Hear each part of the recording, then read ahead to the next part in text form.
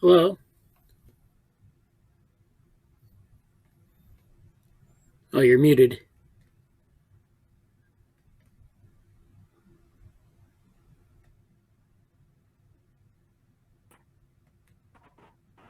Hey, Okay, I can hear you now. I mean, is there any problem with the connection? Okay, I can hear you now.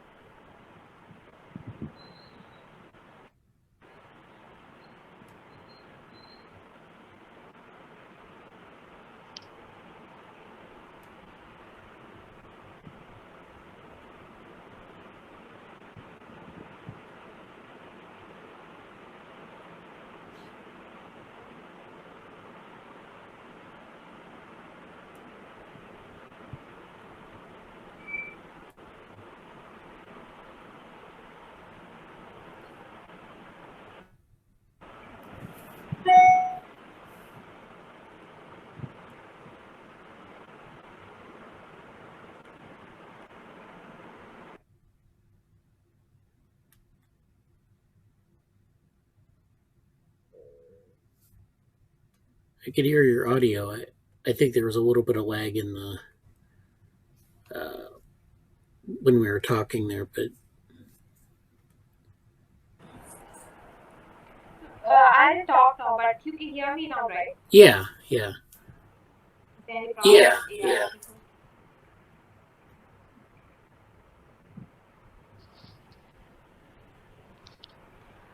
I registered for the Neuro IPS and for the Neuro Match, Oh yeah. and I thought like the co-authors would receive some mail or should get I don't know, like attached with the other group or something. And I just thought I could ask you if it was fine, and then nobody else received any mail or something. Yeah. So you want to bounce an idea off of us for Neural Match? Can you repeat it again? You wanted to present an idea. Yeah, I thought like the two things that we gonna like the two ideas. One with the psychophysical, the plotting of non-neuronal cells. I mean non-neuronal organelles as such, and the other one, I thought like the developmental stuff. The other one. So I thought that we're gonna present, right? Yeah. Okay. And I have another idea of a pure theoretical, theoretical, and it's like it's a condition, not not a disease or something like that. I I have it, so I just thought I could make a theoretical computational model as such. So sometime this week, I thought I would send you some, an initial idea or abstract about it. I thought like, but I don't think that I can present it in the new match as such. Maybe I'll just try because I don't know if it comes into any of those categories. Well, I think that they just created those categories as being very broad. So I I'll mean, check. I'll check into any of those if it works or. yeah. Well, I think uh, they'll accept most, like if it's legitimate work, like I think that's their bar for acceptance. So if it's something that outside the categories, I think it should be fine. Yeah, yeah, maybe. So yeah, send it to me whenever you're ready. Yeah, and I'll just check out the last dates or something. Yeah, and maybe I'll just come up with that as soon as possible. Yeah. Okay, that sounds good. But it's purely theoretical, I suppose. I'm not very. Let me give you an idea about that soon as possible. If like we could meet anytime in the weekdays or something. Yeah.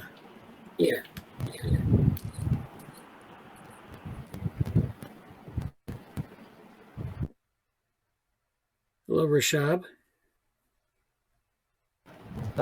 Give me a second. I'm getting some feedback from this. Okay. Yeah, it's Okay.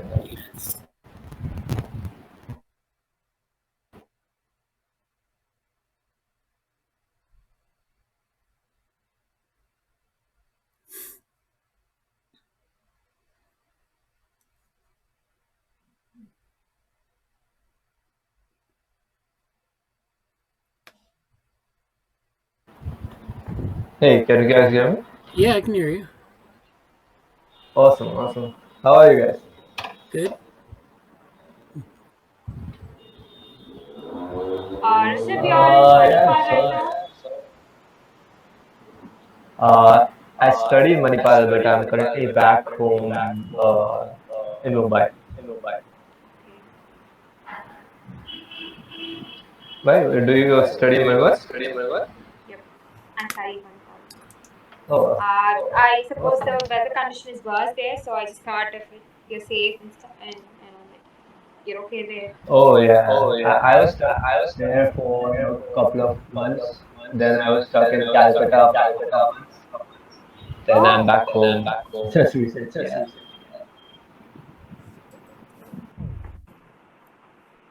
oh, Oh, we just lost the connection.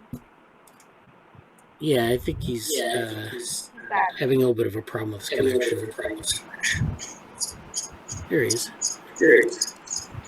Hey guys, I'm gonna restart this audio. I'll be back in a second. All right.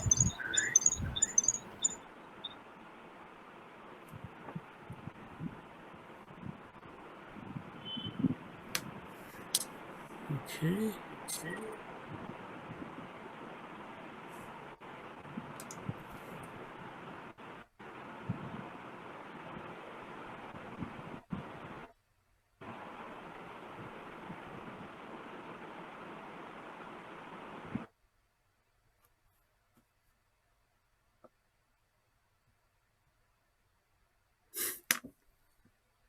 Okay. So while we're waiting for Rishabh, to reboot, I just wanted to go over a couple things here. Uh, the first thing is that we have the submissions for the different workshops, and I know this was kind of something we got into last couple weeks, but so they've extended the deadline for Neuromatch till I think the 7th. So that is Wednesday, this coming Wednesday. So if you're interested, I know Akshara wants to submit something, and then we have the other two. So Jesse's submitting one of those, and I'm submitting the other. So you can only submit one entry per registration. So you can be on multiple things, but you can only have one abstract in when you go to register for your own name. So that's why we're kind of splitting them up across the different people.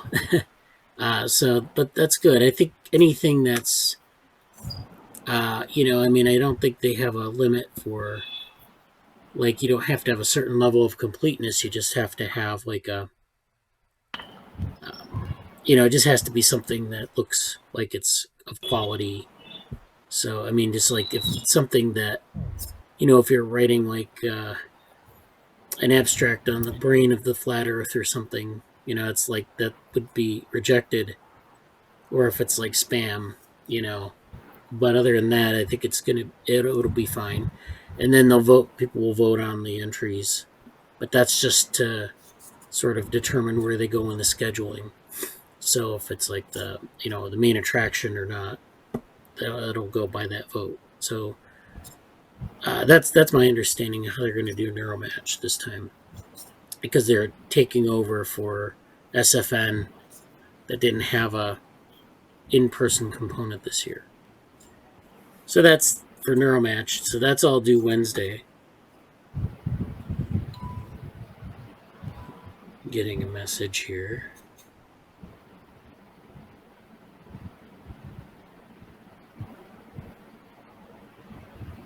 So that's NeuroMatch, and then NeuroMatch is at the end of the month. So if we once we get the submissions in, we have a couple weeks to create presentations for them. So um, the developmental AI submission actually then is linked to the Baby Mind submission. So the developmental AI submission will be sort of like a shorter version or a more general version of that. So we'll start working on the presentation for developmental AI, or we have that abstract in. We'll work on a presentation for that. Then the Baby Minds paper is just about done, and that deadline has been extended to I think the 7th or 9th as well. So I think it's next Friday. So I think it's the 9th. So I already made a submission for that, but I can update the submission, and I think Rishabh wants to add some things to it. So I already did on the reinforcement learning part. I just have to update the appendix where I want to add some psychological and RL kind of thing. Because the baby minds workshop, what I feel is they are focusing on the uh, biological aspect, so to speak, from the child's perspective, how a child learns, and that kind of neuro-inspired reinforcement learning paradigms. So I'm gonna put that into the appendix, and everything else I've put it into the actual content section. So I already updated it. You can have a look. Good. Yeah, so I think that paper has gone pretty well. I think why don't we actually? Well, okay. So that's that Baby Minds paper, and that's going to be if it's accepted, the presentation for that would be in December. So we'd have a presentation for the developmental AI stuff presented at NeuroMatch, get some feedback, and then in December, then it would be Baby Minds, and then we could modify the presentation accordingly, with maybe some different slides in it. I've done this before, where you present like multiple presentations on on the same topic, and usually want to change up the presentation a little bit between if I go to some conference and then I go to another conference and it's very similar, I'll usually use a lot of the slides over, but I'll put in some new slides to show some of the different aspects or maybe some advancements. So that's probably about a month and a half between the two. So I guess Neuromath is also a good place to get a feedback, initial feedback at least. Yeah. Yeah. And because I felt it was a bit over the place. In a way, we are focusing on DBBs as well as bio-inspired things. So if we can find a synergy between saying that these are the DBB models which we did, and here is a correlation with the with how an actual biological organism thinks or reasons or computes things and interacts with the environment. I think that link is not so strong in the paper currently, but yeah, I think going forward we can work on that aspect of things. Yeah, I mean, the thing about the paper, and I'll move to that next, is that it's like a 4-page thing, and so we're kind of getting into the, I guess we could do it. Well, I mean, a 4-page, it's an extended abstract, so if we had like a full paper, we could probably get some of the, we could probably think about how the actual computational part, really break it down and do some analysis of it. But why don't we look at the paper a little bit first, see what we have now. So I'll share my screen here. So this is the Baby Minds paper. Can you see my screen? Yeah. Okay, so this is the Baby Minds paper as it stands right now. Jesse and I were going over the abstract. I think the abstract's pretty good. It kind of lays out. So what I mean by going into the computation is that we're laying out this sort of this way of how developmental uh, a developmental system might be laid out. So you have this developmental Bradenberg vehicle. It grows an internal brain from like a simple set of initial components. It expands, and then you have this. It undergoes these different stages of development. One of them being a critical period, which is the thing that defines, um, you know, like the transition to learning from this morphogenesis. And so there are two stages: morphogenesis and learning. And then we kind of, and then we consider maybe how learning exists in relation to that. So that's basically it. And that takes up a lot of space. So that takes up like 3 or 4 pages right there. So there's a lot to get at here. We have some things from some of our previous papers, and then we finally have the reinforcement learning part, which is Rishabh is working on that, sort of reorganizing it. I shifted it to the top. Yeah. So I mean, that's all. Yeah, that looks good. It looks like and so like I said, this was, a 4-page extended abstract. But we can actually, we could write a bigger paper where we did formal experiments, but we don't really have space for that here. We have like 4 pages, and then, and then we have the appendix, which of course can be, I think, fleshed out to like 8 pages. And I have the formatted version of this in Overleaf. So, when you make your changes, I can update that document and then generate a PDF, which is in the actual conference format. And when you put in the actual conference format, it's actually a bit shorter than what you have in this document. So here we have like, it's probably going to be about 4, maybe a little bit more than 4 pages. But in that document, it should be about 4 pages. And then what doesn't fit up here, we'll put in the appendix, and that will be, with that and the references, it can be up to 8 pages, I think. And so, yeah, if you want to add references, when you add references, don't add them as their independent numbers. Just put them underneath, and then I'll do the numbering later to integrate it. So that's how you do the. That's the Baby Minds paper, and there is another step to this, which is putting that in the formatted version and then submitting it in the portal. So it's going to be reviewed by. Oh, hi, Anson. How are you?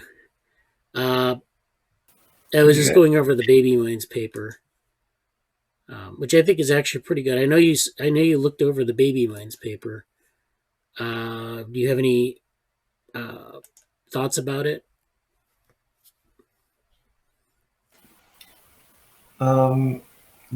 Generally, what I already shared, and when I messaged you, I think the mechanisms it discusses are interesting, but definitely need to look into. Need to spend more time reviewing the mathematics and the Gibson in particular. I think that the possible implementations and implications of how we want to utilize Gibsonian ideas and Hebbian and genetic algorithms is interesting, but definitely something I need to review in greater detail. Yeah. The the Hebbian learning algorithm is actually one of the previous papers. So that's something, and that's something that isn't like uh, we haven't really discussed it much in the group. So that might actually be fun to go back to and think about more. Um, but the Gibsonian stuff is kind of like just we don't have the mathematics worked out on that, but it'd be interesting to see what it would look like. Um, and so, I mean, a lot of this too, we're going to have the paper, and then we're going to have like the presentation, as I was saying before you got here. So the presentation, we can work some of this out too. Um, I think for the A-Life conference this summer, we kind of did a similar thing where we had the paper, we had a bunch of stuff in it, and then we kind of worked from what was in the paper. Like you'll pick up on some theme and you might want to highlight it in the presentation. So you say there's this thing that we couldn't really get into in the paper. Let's talk about it more in the talk. And then you can you have maybe one or two slides where you talk about it, what the implications are, what the formalization might look like. So that's all something we can do later. But I had a quick comment about the title. It seemed a bit vague to me at first. yeah, Is it is it everyone or is it only? It does seem to me to like it's under a very broad spectrum, I suppose. okay. Well, I mean, let's see. I mean, I know we are putting it in front of a specialized crowd, but uh, it would be good to have like a much more concrete title. Okay. So let's see. Why don't you want to try to come up with a better title right now, or we could do that. Yeah, we can do that. Yeah, I think that's important. I mean, it could be it is a small thing, I know, but it's important. Yeah. Let's see. What would be a better title? What do we? I was thinking like the current working title, drop the using. So developmental realism and embodiment for Dash. Now the Dash has to be a bit more concrete than neural network emergence. So I was not very clear what do you mean by neural network emergence. Is it Just the developmental total temporal period in which the neural network develops? Is that what you're referring to? yeah. I mean, it's just basically a neural network. Emerging from sensor and effector to this complex Mhm. network of some type. Right. Uh, uh, I guess in reinforcement learning there are terms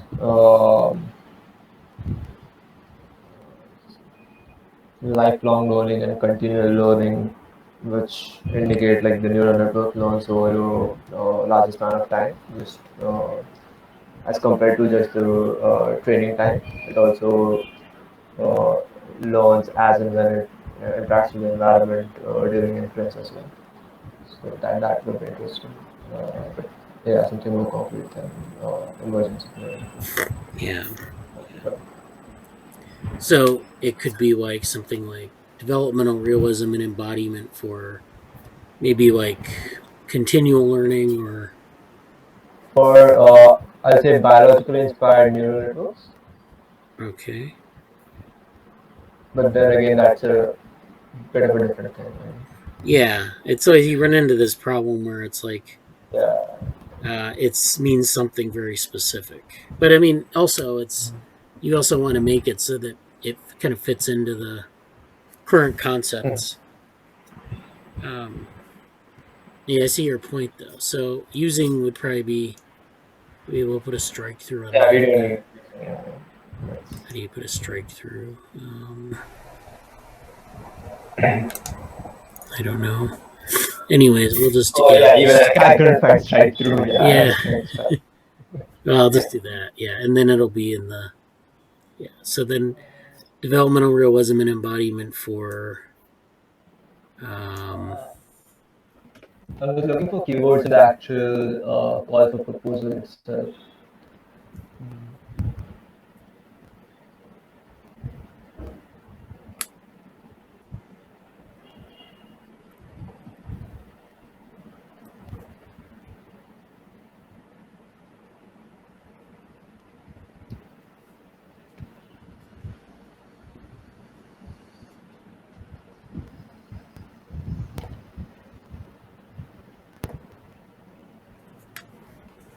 Well, let's see.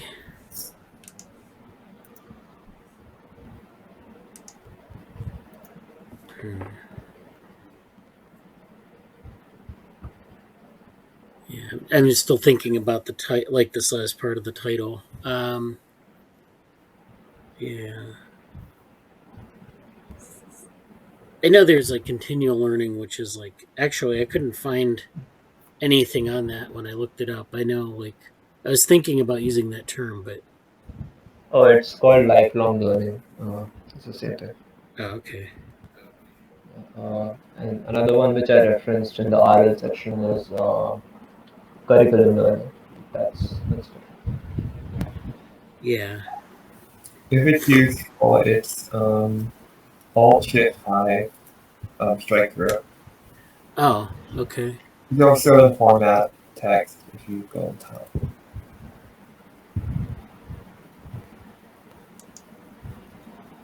That's in it. If you press Alt Okay, shift. in the call for papers, they say the topics of interest include but are not limited to neurocognitive learning systems, incremental, continual, lifelong / never-ending learning. All right. Let's see. Oh, how about biologically inspired continuum or continual learning? So it would be like, Yeah. well, yeah. Let's see. I'll type it out.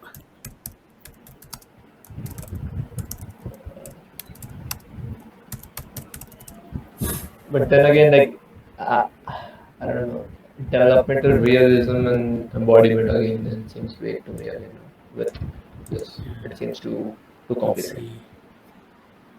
What I think about developmental should be with learning, yeah? should be paired with learning, because it's kind of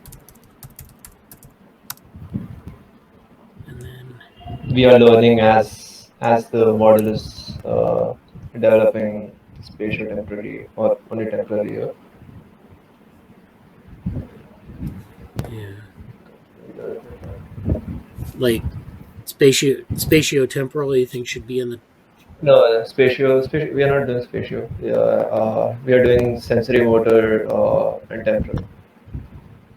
okay. And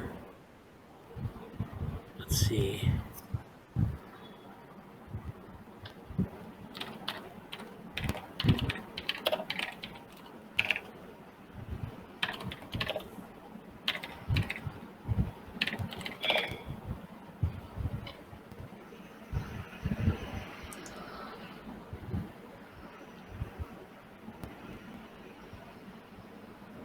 I think keywords are like developmental learning, one, Okay. developmental or continual learning. Let's go by keywords. I think that would be simple. Biological would be another one. All right. Actually, biologically inspired, I think would be. Biologically inspired developmental learning.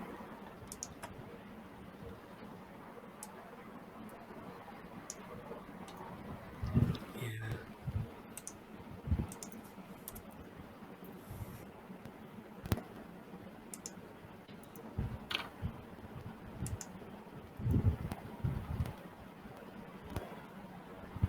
Let me put a note here. I think I'm going to put a note on like the.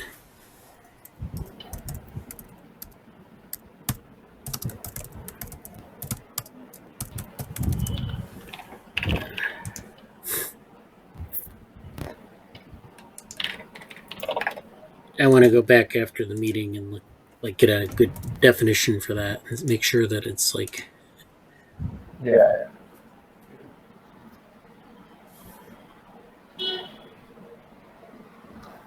Okay, so continual learning across development.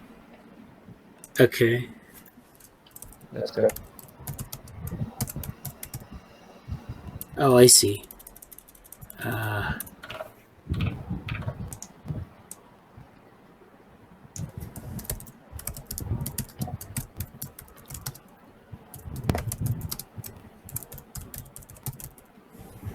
Mm. biologically inspired. Uh, I don't know. Like, I don't know I if we don't know need how much that in of there. it is biologically inspired. I mean, Battenberg work is just a model, right? Yeah, Is it a biological model? I don't think so. it's biologically inspired, which means like, Uh, I think since it's developmental, it's already biologically inspired. Like it's biological. I think so. It's like repeating it again. okay, yeah, that's true. Uh-huh. Uh, Maybe just this makes a bit sense. I don't know. Yeah, this part is, I think, is yeah, sounds good to me. Maybe you can add like continual learning across development through some process that we've used in the abstract. I mean the method, like maybe Bratenberg vehicles. I'm not sure, like any method, specific method which we've used throughout. yeah. I think continual learning across developmental time frames would be good. Time frames. Yeah, Okay, that's good. yeah, Yeah. and then that kind of includes a couple of different things that we're talking about. For Yeah, example, yeah. the critical periods and the different stages of development. Yeah, plasticity and all of this stuff, right? Makes sense. But we should review this later. Maybe if we ask somebody who's not in this, the meet or something, if this makes, like they wouldn't be, I don't know, like confused with the already existing or the ideas or something. Yeah. Yeah,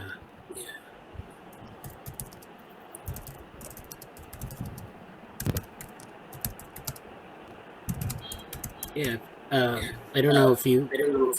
Well, I don't know. You might not want to share the paper with anyone, but like just to ask people if that sounds. Maybe like Jesse or Farhan or somebody, Yeah. Well, yeah. because I'll they like we raise. kind of discussing stuff again and again, and maybe Yeah, I know. It's actually one of the hardest things to do in a paper is to get the title. But that's we can do it. We have time for it. yeah, okay. I think there might be a little bit of ambiguity in development. People might think of like software development. I mean, it depends. If it's, I guess, within the context of like confidence and I think that might be an ambiguity that probably lets me do it. But that's ambiguous. But What was that again, Anson? oh, I was just wondering if development might be ambiguous in that, like, out of context, if I just heard the title of the paper, I would just think of like software engineering. I mean, when it comes to development, Yeah, yeah, but I'm not sure if that's necessarily relevant in the context of the writing or. For baby minds, I guess development would be in context because they are looking for like, developmental timescale yeah. for the workshop at least. I don't know about neuromatch. Well, I mean, I can. Yeah, we can. I can. Yeah, clarify that. Like maybe biological development is better, just to be sure that everyone knows. Like, because it's You can actually look at your. some references as well, how they have come to name the papers. Yeah. What they're writing. I came across some good ones outside the ones referenced there.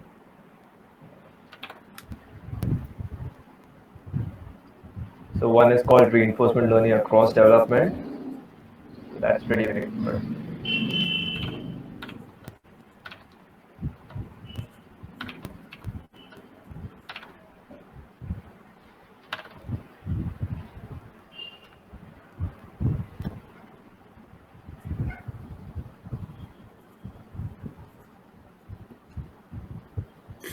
Oh, are you gonna post some of these papers in Slack or? Yeah, Okay. I'll just finish writing the appendix for the reinforcement learning one, and then I'll put the references and papers on Slack. Yeah. So yeah, I think biological development. I just thought might because we're kind of talking about like biological development as like morphogenesis, and then we're talking about it also as like learning. So I don't know. There might be a better term even yet, but yeah, I agree. Like development might be a bit ambiguous for people. I've noticed that with like the Devorm group. Like we're doing software development, but we're also doing developmental biology, and it's like when I write stuff, it's like okay, I mean like biological development, right? Not software development. So it's like I mean, it's depends on the audience. This audience might be a bit. I mean, but once we put in timescales, then it becomes a bit concrete, right? Yeah, I think so. You might, I'm sure they're probably software development timescales, but I But think then, What if we I don't remove think. this? What if we remove this development as such? Across time frames means like it takes both biological as well as the AI as such. Maybe if we remove the development and take it as continual learning across time frames, just like that. Okay, yeah, we could do that. Okay, let's see. There is bio-inspired continual learning across time frames. Yeah. That sounds good. So what was it? What learning across time frames? No, I edited it. Okay. Bio-inspired continual learning across time frames. Yep. Okay, that sounds good. Yeah, that's concrete. Let's see. But then again, I have another problem. Continual learning generally refers to a larger time scale. So, I don't know. Yeah. Well. Yeah, continual learning is actually continual learning refers to like never ending, never stopping to learn. It continuously learns. Right. I don't know. But that's what we are also doing, right? We are not Somewhat, yeah. I stopping mean, that. we're kind of establishing, a network for we're sort of initializing it, and then, but there's a reason why I couldn't continually learn because it's interacting with the environment. We're just not focusing on that part. So I mean, if you ran one of these things, you could develop it and then you could run it, continually. If it just kept interacting with its environment, it would just keep learning things, and it wouldn't like have any limitation necessarily. Um, the network would stop growing. But you could extend the length of time that the network grew. We don't talk about it in the paper, but you I mean, could do that's that. okay. Like networks can stop growing. Like it's so there is at least in RL uh, there is something called curiosity. So if the curiosity of the agent decreases, the interactions with the environment decreases, and the changes in the weights and the number of parameters they stagnate. So that's not a problem. It happens to people as well. If a person stops interacting with the environment, just sleeps all day, so he will not have any quote unquote development. Right. So that's okay. Yeah. Well, yeah. If you want to keep working on the title, I mean that's fine. If we, I'm Yeah. going to submit it like when you're done with your reinforcement learning part, and then we'll just fix the title right. When that happens. So, as long as Yeah. yeah. So I have someone. Is that Jesse? Yeah, I would say Okay. hi. Sorry, I've only come in since you guys have been talking about the title, so I don't know if that was like the entire meeting or whatever else. I don't know what I missed, but I'm here and probably late. Okay. Thanks. Yeah, we were just talking about the Baby Minds paper, and the deadline's been extended till think the 7th or 9th. So we have another week to work on. Rishabh is going to put in some more reinforcement learning information. Like he's going to develop that part of it. And then we're talking about the title being vague. We were talking about the title as well. So, like, this is often the hardest part of a paper. I know it seems counterintuitive, but it's like getting the right title. I used to use really long titles with semicolons in them, but then there's a professor who said, like in a talk, he said something like, if you have a semicolon in it, it's too long. It's basically two titles. And, the point is that, the title gets, if you get to about 10 words, it's probably too long. And you're just kind of chopping it up. So, ever since then, I've kind of like opted for shorter titles, which were like 6 or 7 words, maybe 8 words. And it's like in philosophy, they love their semicolons for titles and that. But I think maybe it's, I don't know. Well, a lot of the papers I've read recently are, shorter titles. Maybe it's an older convention to have like semicolons. But no, debugging the title was important. So we were doing that, getting like, making sure that the words, made sense. I know like Jesse had an issue with realism. He didn't know what it meant in context. And I agree. It's not super clear, but we'll work on a title. So if Jesse, if you want to look at it, Anson, you want to look at it and change, or propose changes, you can put like a comment next to it, and then we can finish, settle on a title. Which, it's important to get, a good title. I think I think the work is definitely within the scope of the workshop, but I think it's also a little bit unconventional maybe for what they're doing. Like they might have a lot of submissions on like developmental psychology or like traditional machine learning where they're doing something that's not what we're doing. So I don't know what I'm trying to put like the child mind psychology or learning kind of things in the appendix for the reinforcement learning part. So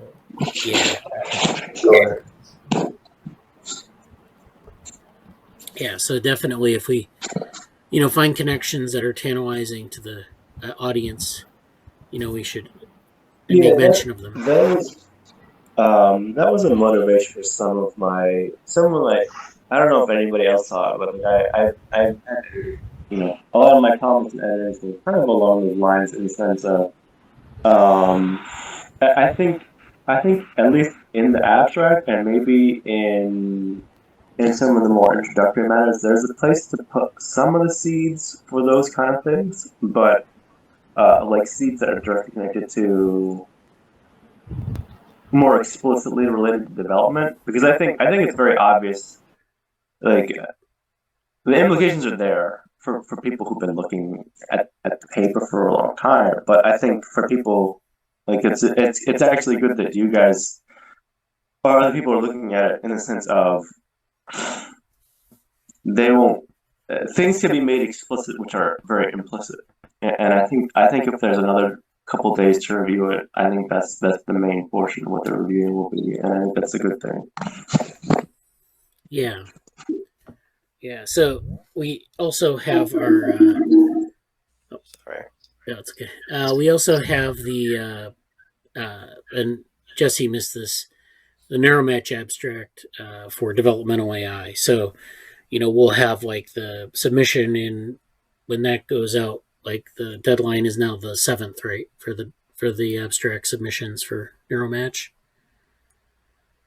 I think so, yeah. So we'll submit that by the 7th, and then that presentation would be at the end of October. So we'd have that abstract and the presentation for that.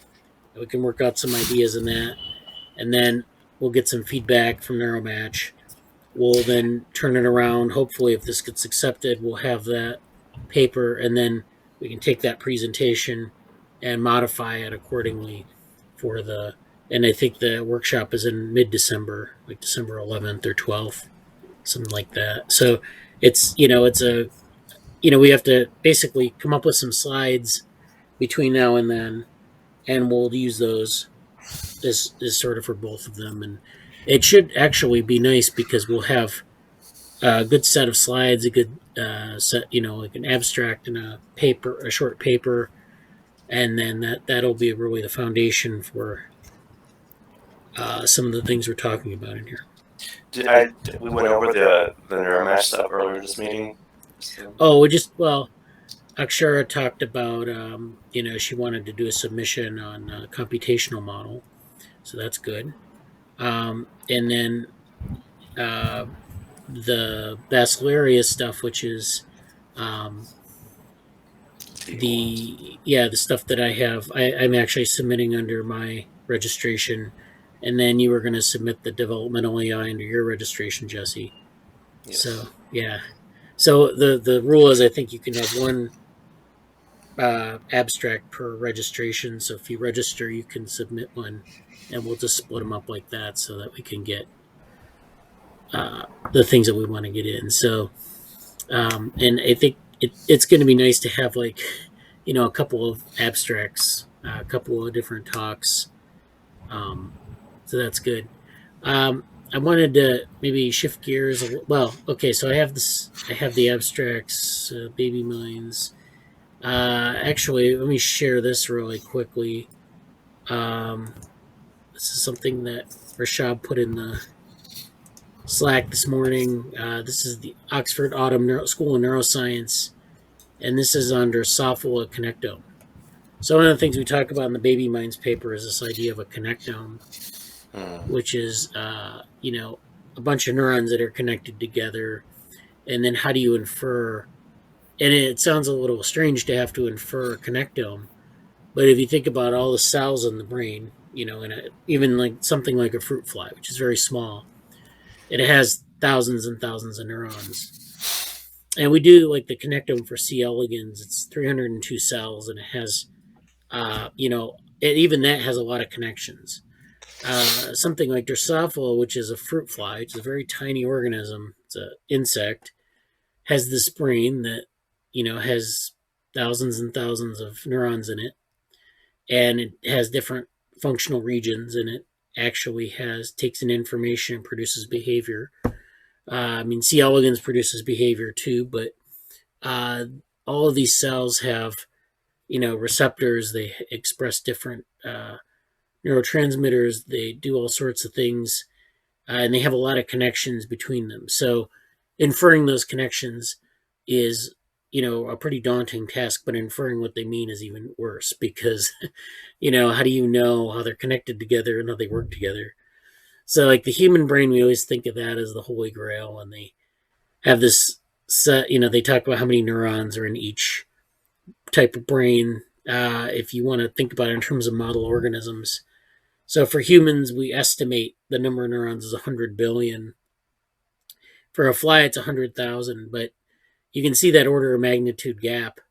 And of course, we think about that in terms of behavior as being like more complex, but it's not clear necessarily that there's a correspondence between cells and behavioral complexity. In fact, I think people have tried to make those kind of estimates and failed miserably because it's not clear what the relationship is between computational power and the number of cells. And that's why people are interested in the connectivity, because it's, it's really about the network and what's going on in the network, what information is going between cells. But, we don't talk much about the sort of the biochemistry of cells, but that's also very important. In this group, we don't talk about it so much. But so this is whole brain circuits for learned and innate behavior. So there's a lot of stuff going on in the connectome and this is kind of what we're getting at with a lot of the work in this group is, development, but to what end? And one of the things in the Baby Minds paper is that we're interested in knowing how this network forms.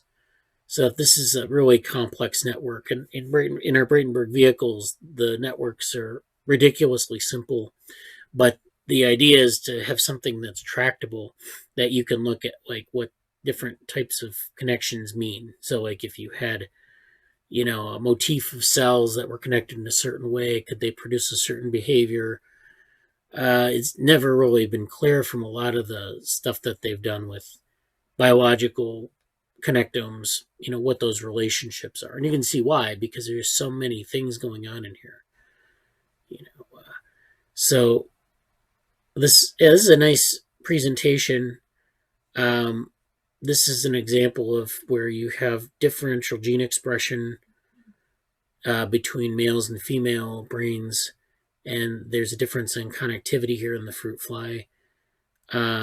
This gene fruitless, which is leads to expression of a protein. So, in insects, there are a lot of different roles that, you have different insects taking on different roles in the societies in insects. And so a lot of those things are regulated by gene expression. So like in ants or in bees, you have, different castes of organisms that do different roles, that have different roles in the community, in the colony. And so those are driven by gene expression, where like, worker bees might have like a certain level of gene expression in a part of the brain, and it regulates how they behave. So in insects, you can actually see that relationship between like gene expression, the connectome, and behavior quite clearly. In humans, of course, it's much different. In mammals in general, you don't usually see that sort of relationship very clearly. So, and this is an olfactory circuit. So this kind of shows how neuroscience is based on the idea of connectivity, because you have different brain regions being connected together. And they're using optogenetics to look at like some of the things that go on in the brain, in different parts of the brain, that in this case increase sexual receptivity. So they can demonstrate this, but this again is in an insect, so it's not, I don't know how much use it is to looking at, say, like humans or other mammals, but in insects you can get you can set these sorts of experiments up. It's a nice experimental model. Let's see. So this is a nice talk. I don't know. This was from the summer or the fall, autumn school, I guess. Okay, so this is axoaxonic cascade as a temporal sequence integrator. So this is, again, like we're using different sources of sensory input. They're being processed by different neurons, and they end up with this behavior.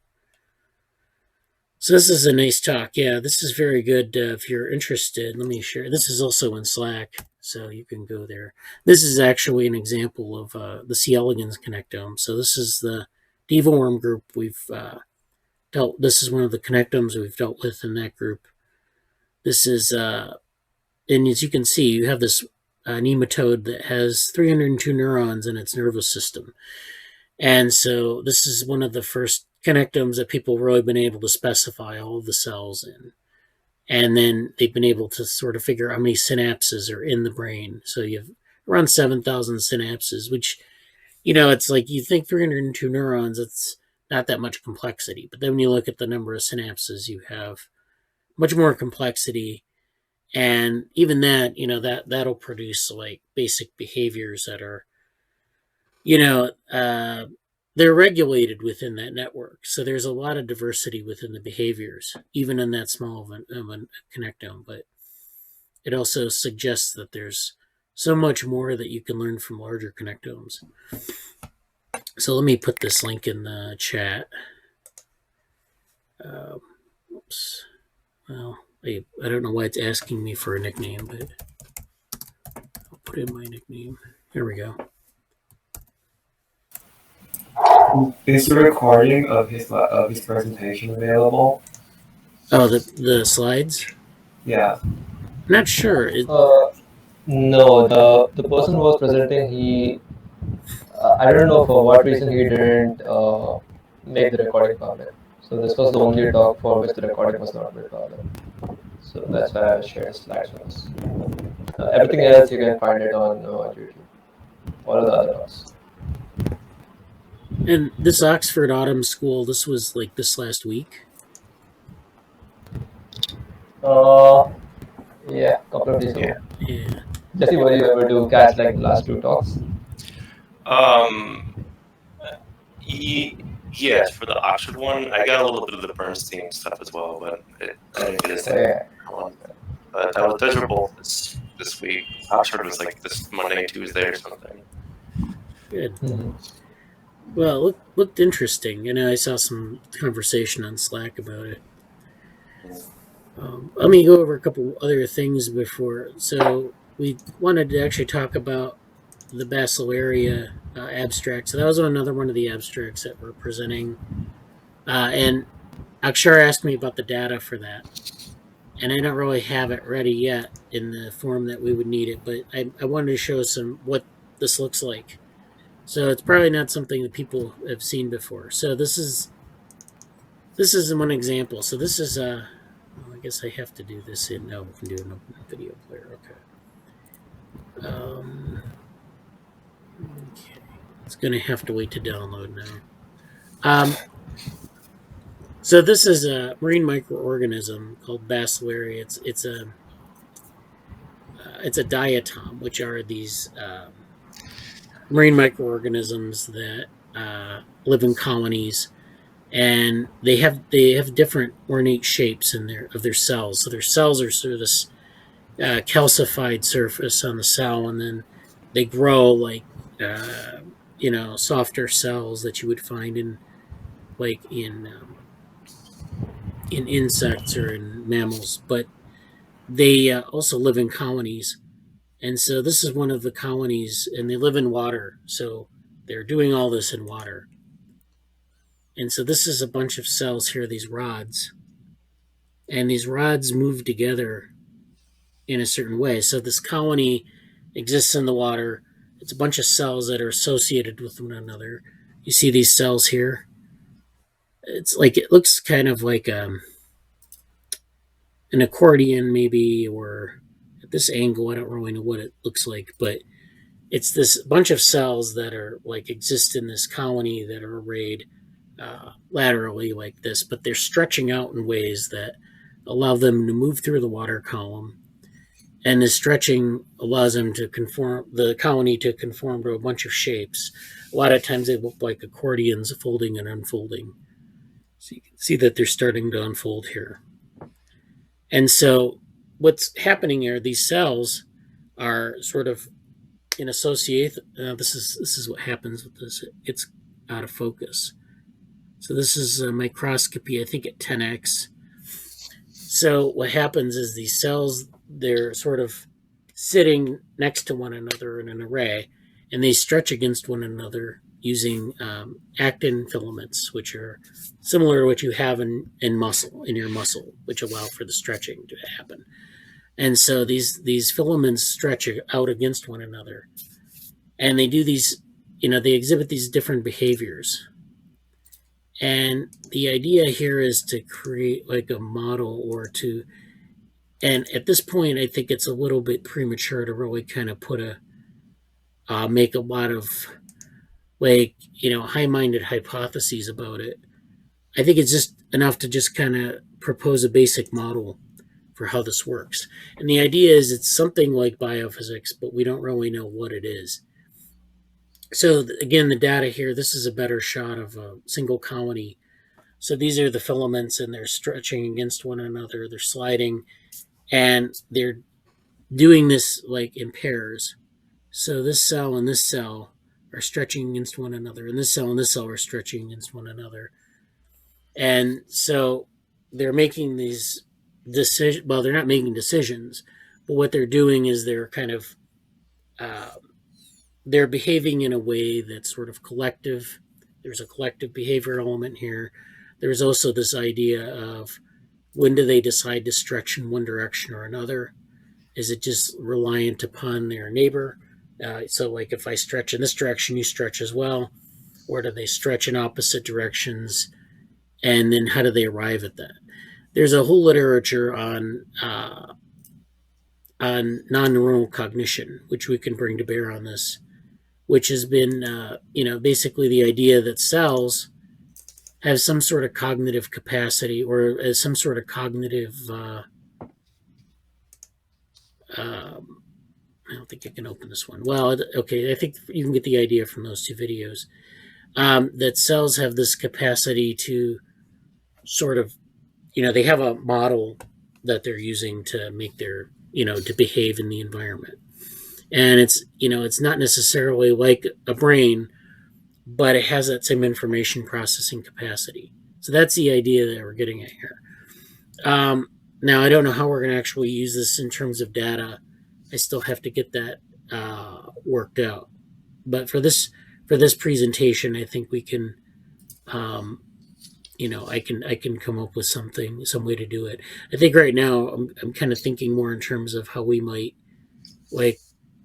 construct the model and figure out ways to validate the model. So there's a lot more video that we have. This is just a small sampling of it. So there's a lot more video. I think the one I was going to show you was very high resolution, where it was showing you a sequence of movement. That was something that that would be more suitable, I think, for calibrating a model. But the idea would be to come up with a computational model, and then sort of demonstrate this idea of non-neuronal cognition, where the thing is, the thing might be making, if you expose it to a certain amount of light, we don't have that. Haven't done that experiment yet, but that's maybe one example. If you expose the colony to some light, does it affect the movement? Or if it affects the movement, what does that look like? So I have more actually offline that we've talked about. So there are a lot of things that we've talked about, and we can talk about that as we go along on this. I think for the abstract, we basically just said that we have some data.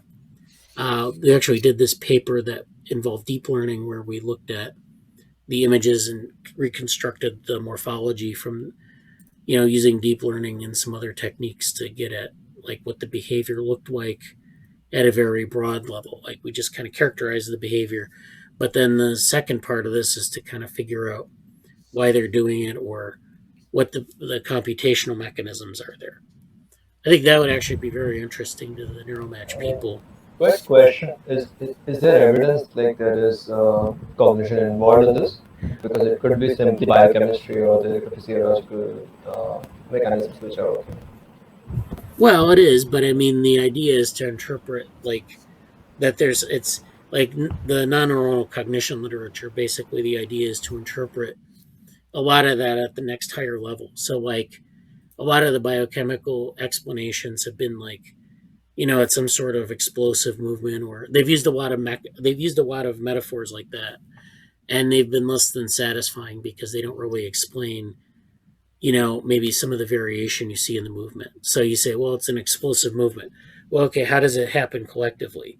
And the idea behind non-neuronal cognition isn't really to suggest that there's an intention behind it, but that there's some information processing going on there that we can explain, in a way that's that might have some broader explanatory power. So for example, when there's a movement, we can explain the biochemistry, just as we can explain the biochemistry of an action potential, or what happens at a synapse. But we don't have, that doesn't explain the actual collective behavior that you see in the organism. So why is there a feeding behavior? Is it because there's a collective biochemistry, or is it because there's some information processing? I mean, that's the idea, but this is, of course, a system that doesn't have actual neurons, but the cells themselves have behaviors that are very similar to what neurons are doing. So, the abstract, we just basically said that we have data and that we have this idea for a model, but it's pretty basic at this level. We don't have a really good established index data set is kind of the thing I wanted to also communicate here. That that's kind of what we're trying to build. So this talk at Neuromatch will be kind of to get them sort of interested in the idea of the this sort of thing. I mean, I don't think many of the people at Neuromatch have probably heard of this, of non-neuronal cognition and approaching problems in this way. So it'll be an introduction to that, and to introduce them to this type of data where you're looking at organisms that maybe they've never. I don't think people at Neuromatch have really worked with organisms like this. They probably worked with maybe nematodes or something like that, but not. So that's what I wanted to go over a little bit. I know probably when people looked at the abstract, they probably didn't know what was going on in terms of the model organism and that. So I wanted to give you an idea of what that looked like. So that's something we'll be working on, and then that will, of course, that presentation would be in October, and then we haven't really decided where to go with that next, but I'd like to get some feedback from Neuromatch to see what people think. And then we have some other things that in the other group, DevoWorm, and Jesse's in that group. We talk about this model more frequently than we do here. So we've had of course, we did the paper on that. Then we've had some discussions on the next steps for this. So, that's we're going to figure in that group. We're also going to figure out what the next steps are for that. So that's baby minds and Neuromatch abstracts. I talked about the basilaria data and this Drosophila presentation, which is very good. Finally, I wanted to get into this this other paper. I don't know if this is going to actually be finished by the deadline, but there's another workshop. I think it's shared representations, and I think I posted about this in Slack. Is that still due next week or something? Yeah, so this is due this coming week. I have not that, but yeah. I haven't. But I mean, it's very cool, I think. Yeah, so this is another workshop at NeurIPS. So this due date is a little bit late. Well, it's either the 7th or the 9th. And, maybe if Baby Minds is any indication, they might extend it another week. So that would give us some space. But there's an abstract that we had this was actually submitted by Jesse and myself to Collective Intelligence, which was not accepted there, but the conference was kind of upended by the coronavirus. So I don't really know. Yeah, so we didn't get this off the ground for that. We submitted this, but it didn't get accepted. But I think that this is worth going back over again and trying another version of this for this workshop. And this is basically the idea. This is actually, I know that Rishabh was interested in the presentation that I did on perspective taking and observer-oriented models. And this abstract needs some work, needs to be rewritten a bit. But I think it's sort of a step in that direction. So the idea is that you have these different agents and they take different perspectives on their environment. So they take these different viewpoints. And these agents have this genotype to phenotype mapping, which is sort of drawing from what we did in we're doing in the development of Breitenberg vehicles, where you have a genotype and then it maps to a phenotype. And those observations, those perspectives on the different by the different agents are actually processed by an agent that has a genotype, has an innate component, and then they express a phenotype. And then those observations have some role to play in the diversity of those agents. And then they come together and make these collective judgments. We didn't really get into too much about this. Was just basically a short description of it. But I think it's worth fleshing it out a little bit more. So for this extended abstract, it was 3 pages. Well, we'd have 4 for the NeurIPS conference. Plus, we can put put many more references in, and then maybe move some of this stuff to an appendix, so that we can maybe add even more to the main body of the thing. And there's an a figure that went along with this, and I don't know where it is, but it lays out basically the idea of what the agents are doing. So that's something that would be due, I guess, this coming week, but they may delay the abstract submission deadline, so it would give us even longer. I'm going to work on this abstract this weekend and try to get it into shape so that it's a little bit more understandable, because it's not really 100% aligned with the goal of this workshop right now. But I mean, we can work on it. I'll work on it over the weekend and see where we get. That's not I mean, if we make it, fine. If we don't make it, that's okay too. I think we already have the Baby Minds abstract. I think is probably pretty solid in terms of being, something they would be interested in hearing about. Yeah, I agree. I think it's an interesting thing. It hasn't been my priority this week. We're doing a bunch of other stuff, as you know. But I'd like to try put that together. So yeah. I mean, it's already kind of sitting there. I mean, so it's not that much work, but it's like it's just getting it. Yeah, I mean, that's one of the things you'll find is like you'll have a bunch of things that get rejected or like just kind of get cast off, and then you'll say, what do I do with this? So you have to be on the lookout for places to submit stuff and get it in shape for what they want for that audience. But it's always worth it, because you get like you don't have to throw out so much like academic work is a lot of throwing things out and or putting them aside, and like you don't want to like go into everything. You say, well, I want to talk about this topic, and you come up with a bunch of stuff, and then you have to cut out a bunch of things, and then you end up with this thing you submit it somewhere, and then you have to make some next advance, or you have a lot of things that are just kind of like they didn't work out and they're oddballs, and what do I do with them? So you have to kind of find out where they go. And it's this has tangentially reminded me of when I first started getting into academia. I didn't really know what I didn't know what the word manuscript meant. Oh. And I'm like, oh, well, is it a published thing? Like, what does it mean you're working on a manuscript? And I was like, okay, it's this thing that like isn't quite something yet. And it depending on people who use it, what it is, like we have these. There's a lot of. I realized how the concept of something that isn't published yet fits into all these different things that you can actually tailor it towards the specific stuff, and you eventually put it in that.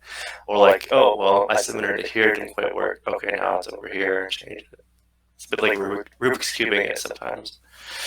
I'm not saying that's the definition of what a manuscript is, but just like when I was coming into everything, I was like, oh, what do we call these objects? And it's like, oh, okay, it's one of those things. Yeah. But yeah, sorry, I don't know what else I missed. I don't, or if there's anything else we need to talk about today. I don't think so. Did you have any updates or? I don't. I think they've pretty much all been covered by now. If anything, I would say I'll give a very brief update on. I spent some time this week setting up, experimenting with some reference stuff, and trying basically just trial and error for some reference kind of things. In my ultimate vision, I would love to have a reference manager that was consistent, open access, freely available, and everybody could come in and use, and we could share resources very easily via a consistent manager, or at least a hub. Like everybody used Zotero, everybody used, okay, not mentally, but just something where that was the case. In reality, I don't know what that is yet. I did a bunch of experimenting with that this week to try to make something for the lab. I put all the references for our Baby Minds paper in Zotero. They are there. They're not all like the PDFs are available, but most of them are. But like that just took up like one between basically like 20 25% of the resources of a free account on Zotero, like for a group account, which I think is a little bit more than a regular account. So like, I kind of had wanted to do that, but I don't think that'll be a sustainable thing. Like, I don't think we're going to be able to. We'd have to make accounts too often to keep that going, and it maybe having a very light version where it's just, here are the references, and we trade the papers as needed in Slack or wherever else is more free. Honestly, what we could do, like, I mean, you I could. bought the. I was talking to this right on Twitter. The papers app by YouTube. I bought it for personal use. It's for students. It's $36 a year. And what I could do is I made a library for the lab, and I can share it with you guys, so you guys can use all the premium stuff on that library. So I think that could work. Okay, yeah, I was thinking like that's pretty much what I was thinking. Like, there's things also like if you want, you can basically use Telegram, the app, as a free cloud storage device that's unlimited. Like you can set up a bot, or they just set up room chat and share things there too. So I mean, there are ways to get around it that are very accessible. But that might be a good idea too. And I put a little discussion of that in the office hours, whatever open chat section. And that's not obviously a pressing matter, especially when we have all these submissions coming in. But it's just like, I'm just sort of looking at these strategies as someone who's like, I intend to be going to a graduate study, and I don't know what my future is ultimately, but resource management and it's sort of like you just throw stuff out there and try to link things and whatever, and there's better and worse ways to do it. So if you have ideas or suggestions for how to do that, I appreciate that one there. Or like coordinate something with the lab. That's a little bit more. It's also like not. It's one of the things it's a great idea, but it's also not. I'm not going to attempt to impose too much structure on what is just, on a very chaotic paper and reference situation as it is. So I'm not going to try to micromanage it that everything we cite will have to be. If we get to that sense of like having a clear pipeline, that's cool. I've actually done a few things about data pipelines before in that sense, but not in the sense of references. So I'm just mentioning that here because it's something I did this week. I have also made some projects on some related.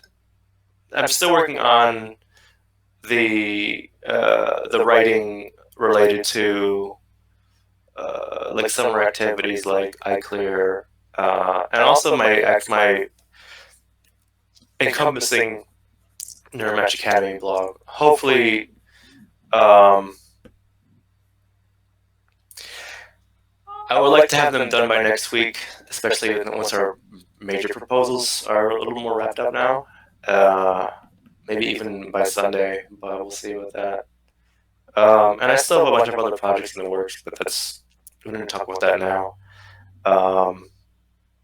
Also, I will be moving in town, nowhere specific, but I will be changing apartments soon. So this is what you should like take a moment to take in how great this moment is, because it's like the second to last time ever you'll see this background here for me. So just keep that in mind. Hopefully mine will be a little bit more aesthetic and whatever in the back next time, but we'll see. So I mean, I'll be contending with that sort of the next couple weekends too. But I still should be here unless the internet is like a major fail. So Okay. But that's all for me. Yeah, the reference manager stuff is a bit tricky. We've been trying to do this with DevaWorm as well, and we've been working with like for them. I never used EndNote for. Yeah. So we've been trying to use EndNote, and EndNote, that's like a pay version. So you need to really have a pay version to unlock the full functionality. But they do have a free version of it. But of course, again, it's I don't think you can do. Like you can't store papers. I wouldn't worry so much about storing papers. I think the main thing is to just organize the references. So like if we do a paper and we have 30 references, 40 references or more, we can, like, if we want to go back to a reference, and we do this often, we can actually just go right to that paper. It would be like a folder with that paper, the references. Oh yeah, there it is. We can find and then it's all sort of in format, so you can just copy and paste the reference into a new paper, or get access to the file. Now that's another issue, is getting access to files. So if you don't have an academic affiliation, it's often really hard to get papers. But there are things, of course, online. I use a combination of methods to get papers. I use Sci-Hub. That's supposed to, but then they have Unpaywall, which is actually an extension for the Chrome browser that you can use to get papers. If it's available anywhere online, you should be able to get it with Unpaywall. And so there are other strategies like that. But I mean, we should also, I guess, maybe have a directory where we keep papers. It's just that we can keep that separate from the bibliography section. Like if we have a bibliography just of a list of references. I mean, I know the reference managers, they want you to have like they want you to integrate the actual paper into it, but I don't think that's necessary. Just to have the format is the important thing, because then you can take the format of the formatted reference and move them around to different papers or whatever you need to use, and that's really why you do it. It's to organize it. Are you using, for the other submissions, are you using like LaTeX or using Overleaf or anything for that? Oh yeah, so the NeurIPS papers have like they require a certain format. So what I've used, and I used it for the AWife conference, is Overleaf. So like in Overleaf, you can set up a formatted version of the paper. It's like it'll basically put the text in a certain format, the headings, and then the references, but it's all spaced out. Like the margins have to be a certain width and all this, and it just kind of like plops everything. You write some code. Well, they give you a template, so the code's there. You just put the text of the paper in there, and then you can compile it as a document, a formatted document. So I think I put a LaTeX formatted document of this paper, of the Baby Minds paper, in one of the Slack channels, or maybe it was in one of the messages.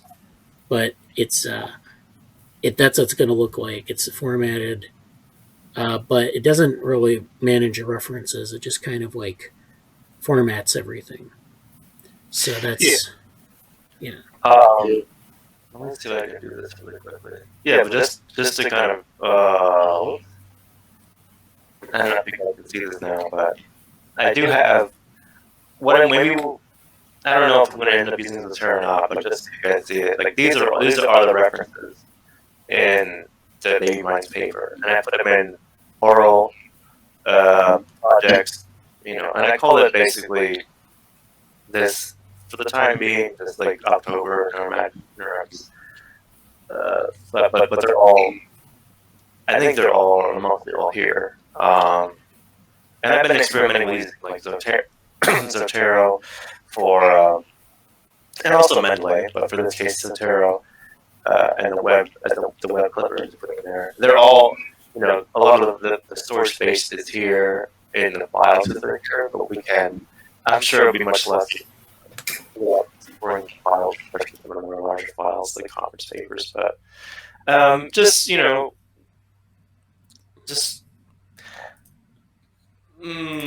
stuff like that. That's what's there, and I think having a good. I think there's a way to get to just the references themselves of just like, I mean, and when I used Overleaf for my TA at the time, would just have this like massive file of references for like I think it's BitText. Yeah. It's just every possible one was in that one massive. Like that was the reference source was just the BitText big file. So I mean, yeah, we'll do that, but maybe a little slightly more accessible ways too. Yeah. Anyway, this isn't like a major topic in the lab to sort out. It's just something that I was fiddling around with because it's sort of something I've been dealing with myself with my own projects, and then like, oh, what can I do for the lab about this? So, yeah, I think it's something we can follow up on. So, but yeah, for now, well, Anson, do you have anything else to share before? Oh, I just wanted to say that like I'm attending a fairly large state university, so if you need anyone needs help accessing any papers, you can probably get it. Okay. Yeah, that's good, and yeah, so that's okay. Well, we usually. So yeah, the paper access is an issue, but something we can overcome, and then the formatting is probably the most important thing to focus on for the bibliography. I now have a master Mendeley list, or like a collection of references there, which are like 20,000 references, but I always find it challenging to keep those organized. So that's the drawback to having a huge list. Is like there's a drawback. You have to like have everything labeled, but I think if we do it at the paper level, I think we can organize it better because it's like you're putting everything in place in like maybe 40 or 50 paper increments. So it's easier. Yeah. All right. Well, thanks for meeting. Akshara had to leave, but thanks for attending. And if you have any, let me know on Slack if there's anything you need. We'll be working on these papers over the week. So we'll communicate on Slack. And then next week, we'll kind of follow up on this and see where we are. All right. Good to see everybody. Good to see you. Bye, guys. Good week. Bye.